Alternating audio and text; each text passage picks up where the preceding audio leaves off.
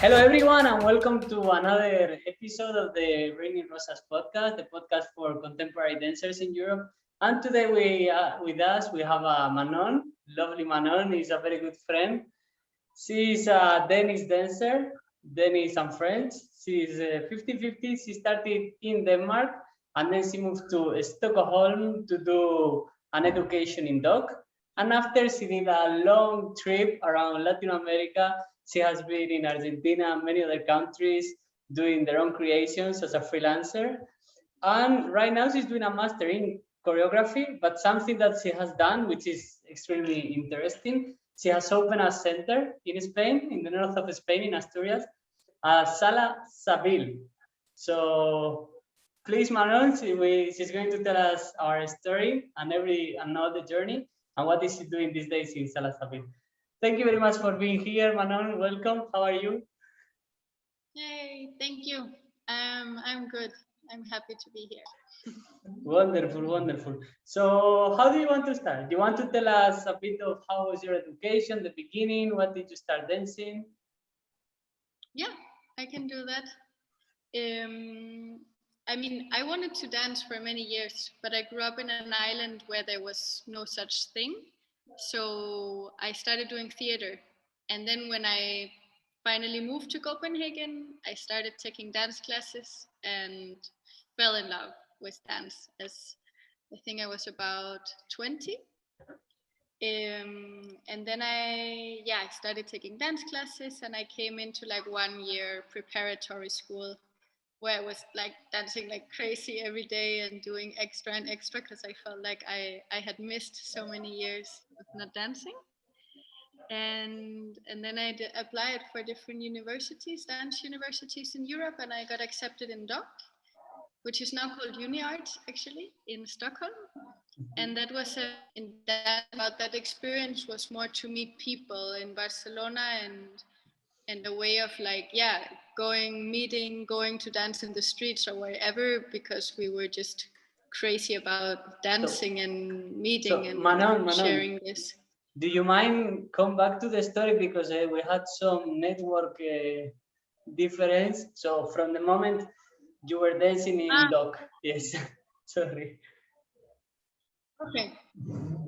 So no problem. No, that in DOCH I was presented like with all different kinds of dance and more local and international teachers. And then an important experience in my 3 years there was that I did an exchange to Barcelona, to Institut del Teatre. But more than the school, I think what I met there was like a big group of people that were really passionate about dancing, and we met to train a lot, to dance together. I created a piece with some friends, and also when I finished, I went to Argentina to study with Lucas Condro, who is now based in Madrid. And there it was the same, like also getting in contact with people that would create and do, and not wait for funding or not wait for one thing or the other to make it. Was like a necessity and a big desire to create and to dance and to come together and share. So yeah, I went to Argentina to be there 2 months, but I ended up staying for 7 months. Taking classes, but also started creating. And then when I came back to Europe, I took a lot of that like inspiration with me and started in Copenhagen a platform to create events. Project V, it's called, where we would create interdisciplinary events all for female artists. And I did many different things. I was also studying with Matan Levkovich, and for 3 years working with him as an assistant and teaching in different places and festivals with him. I started teaching on my own. Also, if I had time somewhere, I would organize to give a workshop. And then I also met Dasha Lavrenikov, who is now based in Barcelona, and we started teaching and creating, like researching and creating together. And then, my own creations, also some solo work and different things. And then a bit more than 1 year ago, I applied for this new master's in choreography in Copenhagen, and I got accepted. So I started in August studying there. But at the same time, with this whole world situation with my partner, we ended up fleeing from Madrid and arriving to Asturias. And here we got the possibility to open a space, which I'm in right now. That's a bit of echo, maybe is here heard. And yeah, like I think a dream I always had was to have a space to invite teachers, to create space for residencies, which is something that is difficult in our field, to have residency space and very necessary for creation. And to do it in a natural environment with lots of space and big mountains and valleys and nature somehow to have space to create. So that's what I'm fully busy with at the moment, studying a master in Copenhagen and curating the space. Nice. Doing all the administrative things and communication, and when I can, I come here and dance. Wonderful. I love the moment where you are actually, because it's something that I'm looking forward also with Training Rosas to open a space here in Lusaka for the people, for the people of the region as well as for the people in Europe, which is very valuable experience for the dancers here, because many times what they need the most is to make connections abroad and to receive the different, the information and the training of all these European. So I'm gonna ask you a lot about it, but first I want to ask you, you mentioned something very interesting and very relevant, I think, which is you were creating in Latin America by your own, and also I think when you were in Europe. So can you elaborate more on this? Like, because I think many dancers, they are waiting for funding, or they struggle with getting the money to start creating. But in your case, you went directly for the creation. Yeah, I mean, I think because the situation in Latin America is so bad economically that there's no time to wait for you to get funding, because you will never get it. So then it's just like we get together. I don't know, one of my friends, he inherited a house from his grandparents, and so he took the walls down and he made a studio, and we would be there like taking down the walls and cleaning and putting up a floor ourselves, and somehow it's just the way to do it, because there is no funding, or there is but very, very little. And I think it's part of the dance community there, but it also comes from a bigger cultural and social reality, that you really need to make things yourself, to fight for yourself, but to do it with other people, like community there. I think it's very important. And my experience, I mean, Buenos Aires is a huge city, but there was so many small and bigger theaters, all alternative, and the economy, but also like the public, the audience would really be by supporting each other. And I would go and see the pieces that my friends or my friends of friends were doing. So there would be like a circulation of creating and being an audience and helping and all that. And so when I came back to Denmark after that, I was staying at a friend's place. She was hosting me, and it was winter and it was kind of dark, and we were like, let's do something. And then also I had the luck of having access to a space in Tornby in Copenhagen that Andreas Liebmann, he was hosting at that time. So yeah, we just had that space and started doing something. And then little by little, we also applied for funding and got funding. But we started really from just the being together and having the necessity to make something and to share something. Mm-hmm. I see. So there in Argentina, did you have like a side job together with the dance, or the dance was enough to keep the thing moving? I mean, most people there have like studied and are working as psychologists or doctors or nurses or all kind of things. I was there only 7 months. So before I worked a full summer in Denmark. So I put some money aside, which was the money I went with. And then I applied also for a funding that I got when I was there, so I could stay. And I applied for a funding to do like a local creation, to teach, and to also work with a colleague of mine in a youth prison for with young people and do some dance and break dance and contemporary dance class.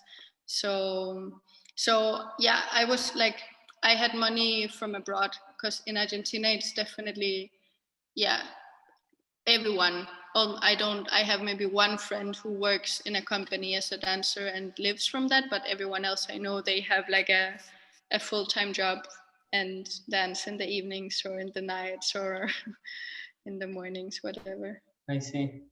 So do you have any idea or any, let's say, alternative way that this could be possibly solved? Like, how could we change the financial situation of so many dancers that are struggling with the same situation? Yeah, it's funny. I was just, we've been conversating a lot about it with my partner, because we realized, like, I've been a dancer who's been going to take workshops and not having money to pay them and asking for them to be cheaper. And now here in the space that we are organizing workshops, I see all the costs that it has to keep the space, the teacher, the organizers, all this. And I mean, there's different ways, but recognizing that we live in quite a capitalist society where money is real, I think we need to put value on our work as dancers. But it's a big shift. It's like all of us, we need to ask for the money. If we give a workshop or if we give a performance, we need to ask for the real fee. And we need to do it, all of us, so that we can like generate an economy, I think, amongst us. And then also like bigger, like in Denmark, for example, I know that I don't remember exactly how much the percentage is, but the biggest percentage of money for culture goes for the biggest theater institutions. So I think also like within the countries to revisit the money that goes to culture and spread it more out between bigger and smaller institutions and companies, so that there's more diversity. And like that's one way. And then the other way also that I was working a lot was to do exchanges. But that doesn't help the money, but it does that you can kind of live with less money. So for example, to go to a festival, I helped in the kitchen, or I go before to help prepare. So to do it like more on a way of shared economy or exchange of work. I had many years that I didn't have a house, for example, because I was traveling so much that when I didn't have to pay a rent, but I would stay at other people. But that doesn't really solve the money problem. But it changes, like it's a different kind of economy. But I think like we as dancers, we need to value our work and be like, I'm worth that many euros an hour when I teach, or this performance is worth that. And So two things. One, concerning the scarcity situation. I went to Denmark to present something. Also, I wasn't paid for that. I was like, my expenses were covered by the production. But the funny point is, at the beginning I was in a room, but then they started doing like some reparation works on the room. So they took all the floor, and I had to move to the kitchen. So basically, I was sleeping on the kitchen for 1 month, because then the construction workers never came back to fix the floor. So it was like a room with a hole, and then I was living on the kitchen. So this is the situations that dancers have to experience in the dance industry nowadays. And about the value, I think it's so important and so relevant. Like, and it's something that happens in all artistic industry in general. like you know, many times they value the product and what is the quality of the product, but the process that is behind all these years of training, education, they are not counted at all. And if you do a trick, you know, for the audience is maybe, oh, a nice trick for 1 second, but maybe that person was training for 2 months, 3 months, 4 months. So just for that specific trick. So it's something, yeah, I think what you were mentioning, this self-worth, and to really acknowledge. And from my point also, to find alternative ways also to work with sponsors maybe, or with people outside culture, like they can see how they can benefit from collaborating with us. Something like this, I think would be very relevant. So I want to know more about how, because I think this is very important. It's also a bit ambiguous, but how the career of a dancer might start with this doing a lot without much recognition, and from it building it to start getting the funding, and as it was your case. So how was this process for you to build your curriculum to then show what you had done and then get the funding? Yeah. Like when I finished my education, I figured out that there were some people that had inspired me a lot that I met as teachers or in different settings, and I contacted them. And that's how I got to Argentina, because Lucas, he said, I'm doing a research, and if you want, you can come and you can be part of it. And Matan Levkovich also, I wrote to him and said, I really enjoy your work. Is there any way that, we can exchange or something? And he was like, wow, look, I was just thinking about getting an assistant. So I think, like, in that sense, that it's very important to really look at what do you want to do, and don't be afraid to ask out, to reach out for help. And for sure, the first year, 2 years, it's a lot of investment, and really being out there, going out there, seeing people, talking to people, taking workshops. I did lots of auditions also, like all this. And then little by little, ask for fundings. I mean, I'm lucky that in Denmark, there's quite a good funding system, and there's like, I could apply first for smaller fundings, and then I had a few of those. Then I asked for a bigger funding, and they got it because they could see like that you continue, that you keep developing, you keep doing projects, you meet with different people. And I think that's really important. But it is, it's a lot of investment in the beginning, and the continuity, definitely the continuity in presence, in whatever you do. But also really going for what you want, and the people that inspire you, and the places that inspire you. Yeah. There is this, is very common in this self-improvement vocabulary and self-improvement people. They say this thing of never quit, which I think I can agree with it, you know. And there is this concept of compound effect. So it might seem like you spend a lot of time doing very, very little, and then things start growing. And for example, you were able to build this center now in 2 years. And you know, if we asked Manon of 5 years ago if you would have been here, maybe it was a bit tricky. 1 year ago, I don't know. You see, and also something that is key that you said is proactive. To be proactive, to always look for the opportunities, and the consistency to trust that it's gonna happen sooner or later, and just keep on going. Yeah, that's wonderful. So. And I think also, just to add, I think also something important is to be open to how what you want might show itself differently. Sometimes in the beginning I thought, like, I want to be in a company, I want to be in a company, I want to be in a company. And then little by little I discovered, no, actually I don't want to be in a company. I want to create work and be on stage, but it can be my own work, or it can be. So also, like, to be open for your dreams, that maybe they show out differently than what you had in mind in the beginning. Yeah, exactly. Like how things manifest and materialize. Yeah, they are different. Exactly. Yes. So I want to ask you, and this might be more personal, and maybe for the audience might be a bit for the future. But how it has been the process with this Sala Sabil? Yeah, as I said, I think it was a dream or a desire that I had in the future, that I had been talking with different people that I collaborate with, from this need of being an artist and not having enough spaces to create. That it was like, yeah, in the future. And then last year, when the whole pandemic started, I found myself locked inside in Madrid with my partner in his parents' apartment, and we were being in the city, and we were looking at the streets and all empty, no culture and anything. We were like, Yeah. we say that one day in the future we move to the countryside and we make this space. It's like, no, let's go there now.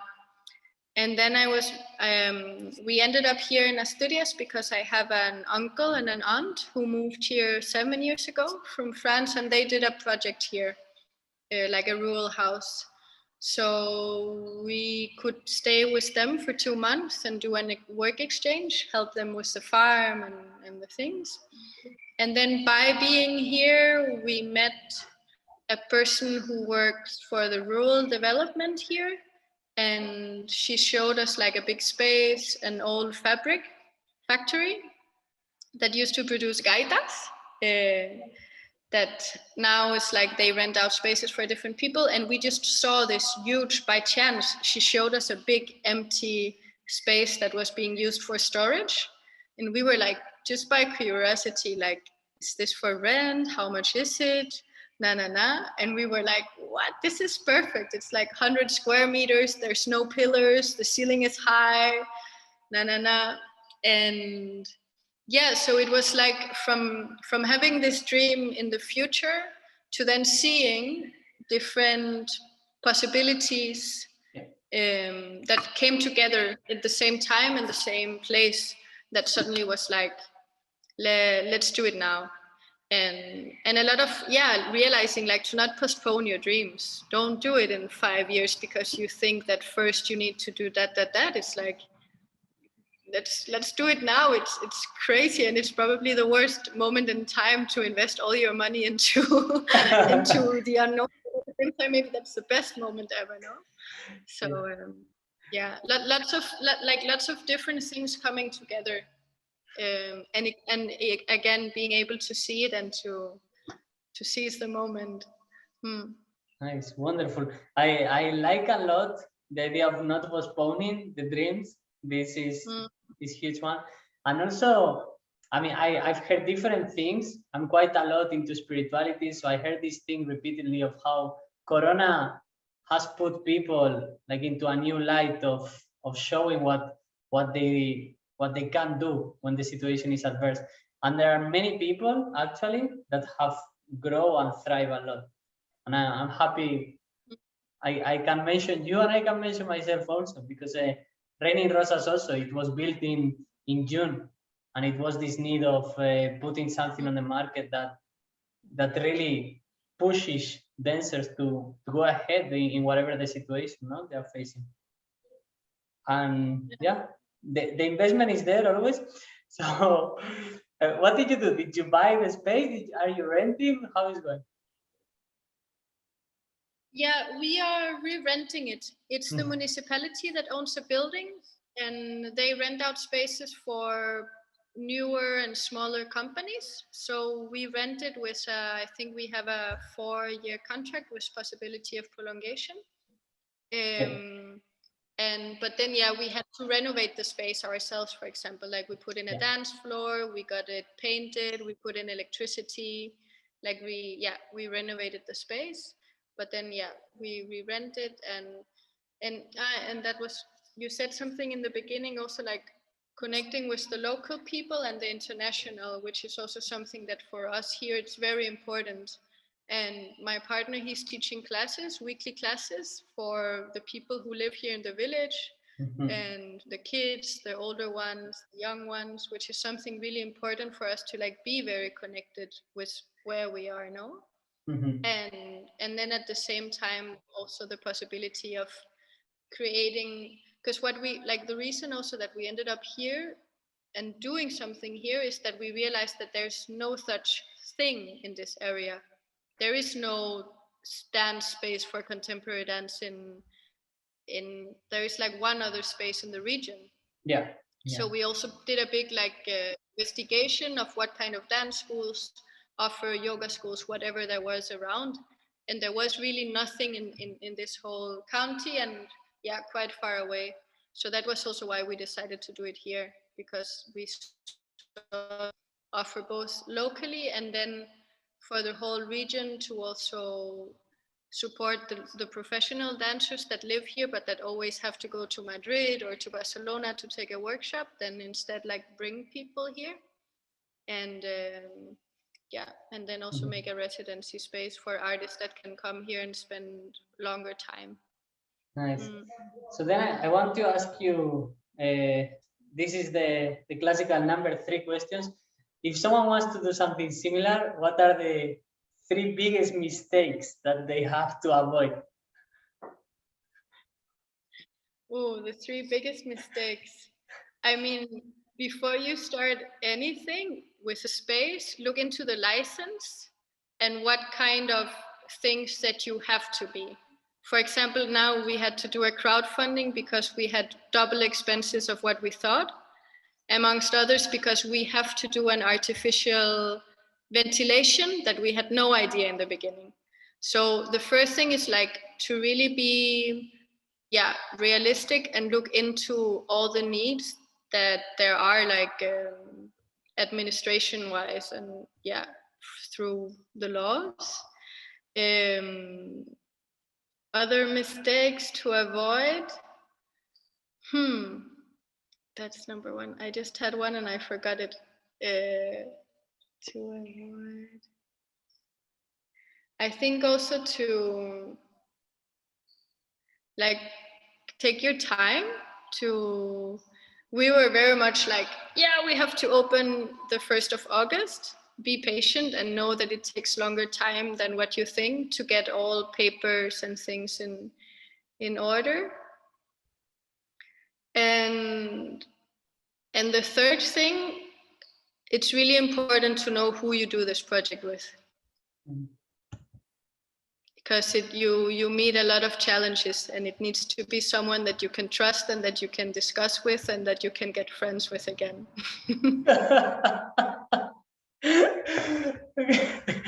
Next episode of the podcast, we can have the 2 views of the... The mistake you can do is expect that everything will go fine. Yes. You have to be open to do mistakes. Yeah. Lots of learnings. Yeah, definitely. Yeah. I can. But the whole I don't know what the word is, but like the whole legality around it, it's big. Yeah, the laws and the paperwork. Yeah, and the budget also.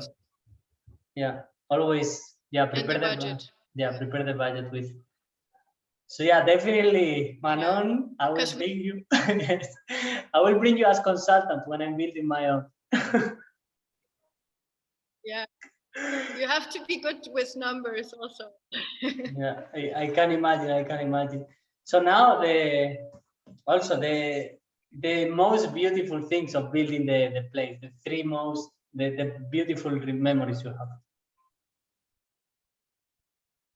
I mean, the most beautiful thing is, not even a year ago, being locked inside in an apartment and dreaming of a big, wide, empty space.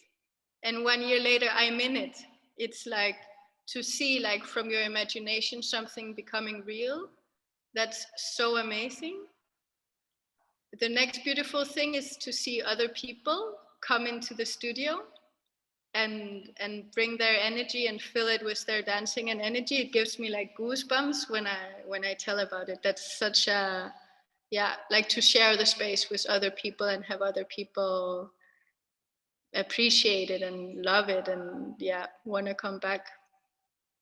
And Yeah, I think that's the beautiful things Nice. with it, and dancing in it myself, of course. Moving there. Also. I also want to ask you a question that is related to the previous section, which was more about education, but I think it's also connected because, you know, when you open a new space and you realize how the market has changed, because nowadays it's not like 40 years ago, the dance. Now it's much broader. There are many performers, many freelancers. So, and education, it always takes time to update. So what are the things that are not teaching in the classical formal education in universities or trainings that you think that should be taught? And also it's a possibility for you to fill that gap in the market. Yeah. Yes. It's a good question. I mean, there's a whole big part of just writing applications and doing budgets that I learned a bit in my education, but I know from many educations that we just learn to use our bodies in a space, but not to, to formulate yourself. Or so I think that's definitely an important part. And then I think also collaboration. I think nowadays in the field we work a lot through collective processes, collaborations in bigger and smaller scales. And I think it's really important to have like tools to work together, whether it's creating a performance together, whether it's sharing a performance night together, whether it's opening a space, or but how to communicate and create projects together, and how to see each other's talents and to take advantage of them together. Yeah, actually these days I'm talking with different dancers, and one of the things that came up in one conversation was team management, which I think it relates a lot with, you know, in the case of a psychologist, like is my case, I think I got different of these skills. However, even though, you know, the theoretical and the practical, there are always this unbalance, no? Because it is what you mentioned before. It really matters to work with people that are proactive, that really want to go ahead. And I don't know. I have my story here in Lusaka, so it's true. But I was now I don't know what to say, because sometimes what happens, and this is also a message for other people doing projects, there is someone like really pushes forward the project. So it's important to know which role has the different people in the project. I think that's very relevant. Exactly. Yeah, that's like that's what I was trying to say before, was like seeing the talents of each person and knowing, like who, if you're super good at doing budgets, then you do budgets. If someone else is super good at talking to people, then they need to go out and talk to people. If someone is to like recognize who is good and does things easier than others, and support each other in that way.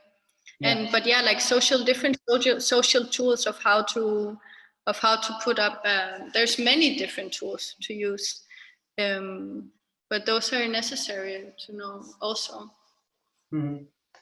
So then I want to ask you a bit of it might be a bit of a painful question, but I think you can always reorient it towards the positive. So how it has been till now, with considering the corona situation?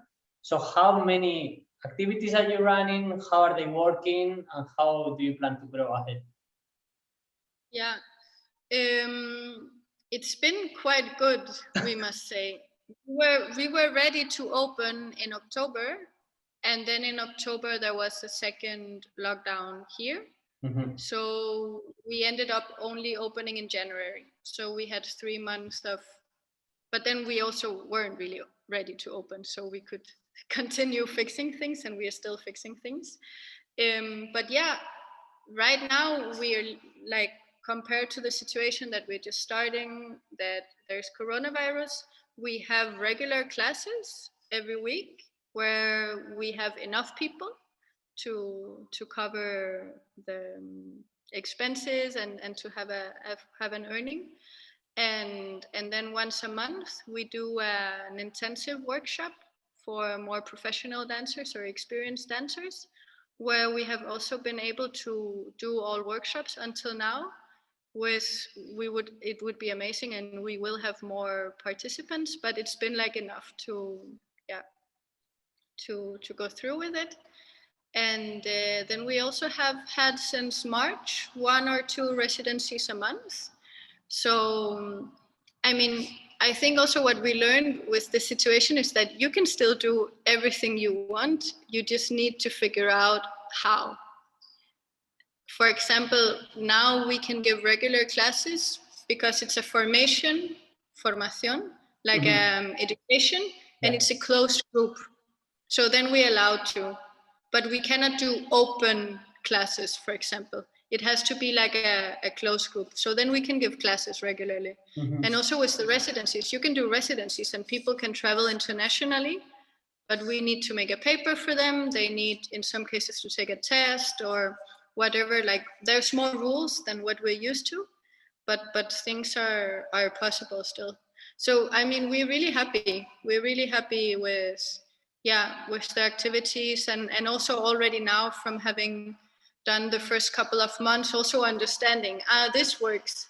People want this kind of activity. This one maybe is not the best, or maybe we have to keep insisting, and in 2 years, maybe there will be enough people that want to do this class, or actually the residencies needs to be shorter or longer, or the intensives needs to be every second month. Like we're already like with everything we launched now, there's things we launched that no one signed up for. So we were like, okay, this doesn't work here right now. So let's change the concept or the proposition, the offers. There is a fundamental term that is used more like in business education. It's called iteration. So iteration. Yes, iteration. It's the idea of you try something, you receive feedback from what you try, and then you modify to see how it can. So iteration. So it's a mix of like, what do we want to do and what is needed, and then refining. Definitely. Nice. So then I'm curious because to my understanding, this center is like in the mountains of Asturias. So it's not close to a big city, as I understand. Yes, that's what's amazing. We are in a valley. We're in a valley in the mountains, and we live in a village with 50 people. The space is in a village of 50 people, but 25 minutes away, there is Oviedo, which is a city of 200,000 inhabitants. Okay. So that's also what is quite unique and particular, that we are really in a very rural and natural environment, but we are very close to big city. We are also 45 minutes away from an international airport, whenever that becomes international again. We are 45 minutes away from the sea. So it's like, we are in a very specific place, but there's really good connection. That was part of why we could do it here. Yeah, because that was my concern, like especially about this education, this program. The students live in Oviedo, or they live on the village?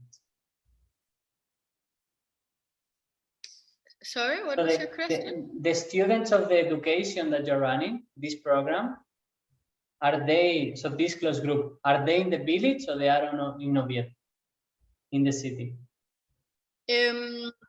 Yeah, I mean, it's weekly classes for, it's not like an education, but it's weekly classes and it's for people here in the village mostly that come from, within 20 minutes. Then the monthly intensive we do, it's people also from Oviedo, Gijón, and also from Cantabria and Galicia. But the weekly classes, it's people from around the valley. Okay, I see. And you know, I was recently in Harare in Zimbabwe, and the dancer that I was with over there, he took me to the rural area, to the village, and it was wonderful place, extremely wonderful place. And we were in the top of a mountain, seeing the valley also around, and he had this idea of open like one center over there. So, you know, the positive aspect is like everything, positive and negative all the time. You know, in places like Africa, probably the investment is lower, and many of these regulations are not still developed. So probably you can do whatever and nobody's checking. However, how prepared is the market? How ready is the market to really go and take classes in Spain? That's the most challenging aspect, because dancers are struggling a lot here. As you can imagine, most of the funding comes from abroad, and they go through an organization and things like this. But still, is a bit of my vision, not to open different centers around. So I will bring you as a consultant also for Harare to do the second one. Please do. I would.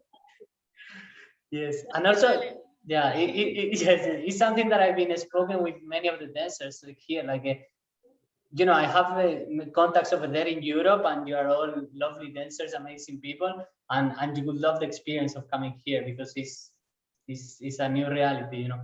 So wonderful. Then I don't know, Manon, do you want to tell something to the audience? Do you have a message? Yeah, I mean, yeah, just based on what you just said, that maybe I didn't say clearly, but it's also really like when we started doing the studio and throughout my whole career, like to really ask people that have experience, how did you do? Like to put the floor here in the studio, we called I don't know how many different dance spaces to know what kind of floor did you put, to understand what floor do we want to put, what is our needs. So this thing of, I think it's a way of supporting each other is also as dancers, to really don't be afraid to ask for advice and also share your experience, because it's like everything really helps you on your way to hear other stories. Right. Yeah, So definitely. I think that's a very important way we can support each other. nice. So soon, very soon, Manon will do a tutorial on how to open your own studio in the middle of the mountain. Yeah, let's see. I definitely still have things to learn. Yeah, lovely, Manon, lovely. Thank you very much for sharing your story. I don't know if you want to tell us something else, to tell us what's happening in the upcoming months, what are the plans, or maybe a vision. So, yes, I mean, just today, it's the last day to sign up for the intensive of next month with Janet Novas, that I really recommend if anyone is around here. And then in summer, we're also gonna do a 9-day like intensive with Lucas Condro, which is also something we really want to go for, like more long durational experiences. And then we also have residencies that right now we are offering like at a quite affordable price for artists. So until we get funding that we can invite people completely, we put like a friendly price. Nice. So yeah, that's what's happening here, and then I am also studying choreography and figuring out what that is. Wonderful. So how can people can contact you? You can write us to info at salasabil.com, but yeah, the webpage is salasabil.com. Nice. And there you can get in contact, and also on Instagram and Facebook. We're like everywhere. Everywhere. SALASABIL. Sala Sabil. Wonderful. Wonderful. Any last message? I usually, in previous episodes, I like to ask these questions about what, if you have to give one piece of advice to a dancer that is struggling right now, what would you tell him? Be kind to yourself. Be kind. Okay. Take care, enjoy. Take care and enjoy, and do what you need. and Nice. want. Nice. You see, it's good to have the both different views, because my advisor normally, now I'm learning to be kind with myself, but in the past I've been so hard. So thank you very much, Manon. You have to celebrate. You have to celebrate every little step you make on the way. Yes, definitely. Pre-celebrate and then celebrate. You have celebration all the time. Wonderful. So thank you very much, Manon. Thank you very much to every listener. Be kind with yourself, celebrate, pre-celebrate, dream big, fundamental, never quit, and consistency and patience. And things manifest. Wonderful. So thank you very much, and see you in the next episode of Raining Rosas podcast. Ciao, ciao. Ciao, ciao.